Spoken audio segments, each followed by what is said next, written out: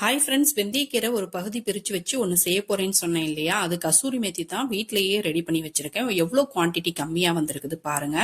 நம்ம பன்னீர் நான்வெஜ்லாம் செய்யும் போது ஃபைனலா இதை ஆட் பண்ணி விட்டோம்னா ஃப்ளேவர்ஃபுல்லா இருக்கும், சாப்பிட்றதுக்கு நல்லா இருக்கும். நான் வீட்லயே ரெடி பண்ணிட்டேன். கடையிலயும் வாங்கிக்கலாம், ரேட் அதிகமா இருக்கும். அவங்க வாஷ் பண்ணுவாங்களான்னு தெரியாது. நம்ம சாப்பிட்றதுக்கு பயன்படுத்துறதுனால வீட்டில் செய்யலான்னு ட்ரை பண்ணி பார்த்தேன். ஃபர்ஸ்ட் டைம் தான் ட்ரை பண்ணியிருக்கேன்.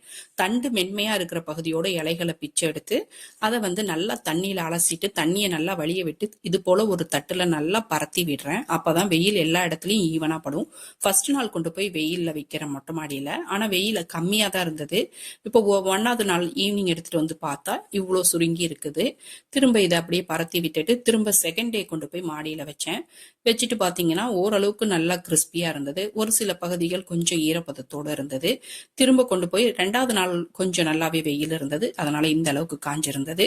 இது ரெண்டாவது நாள் முடிச்சதும் மூணாவது நாளும் கொண்டு போய் வச்சுட்டு எடுத்துட்டு வந்தா ஒரு கைப்பிடி அளவுக்கு கூட கிடைக்கல. இவ்வளோ சுருங்கி போச்சு. சரி எவ்வளவுதான் வருதுன்னு பார்க்கலாம்னு சொல்லிட்டு கொஞ்சம் காயாத ஈரப்பதத்தோட இருக்கிற தண்டெல்லாம் தனியா எடுத்து வச்சுட்டு கையாலேயே நல்லா கிரஷ் பண்ணி விட்டுட்டேன். கையால கிரஷ் பண்ணோன்னா அப்படியே நல்லா பவுடர் மாதிரி ஆயிடுச்சு. இதை அப்படியே ஒரு பாட்டில்ல ஸ்டோர் பண்ணி வச்சுக்கிட்டேன். பாருங்க இது எவ்வளவு அழகா வந்துருச்சுன்னு. வீடியோ பிடிச்சிருந்தா லைக் பண்ணுங்க, சப்ஸ்கிரைப் பண்ணுங்க, ஷேர் பண்ணுங்க, சப்போர்ட் பண்ணுங்க ஃப்ரெண்ட்ஸ். தேங்க்யூ.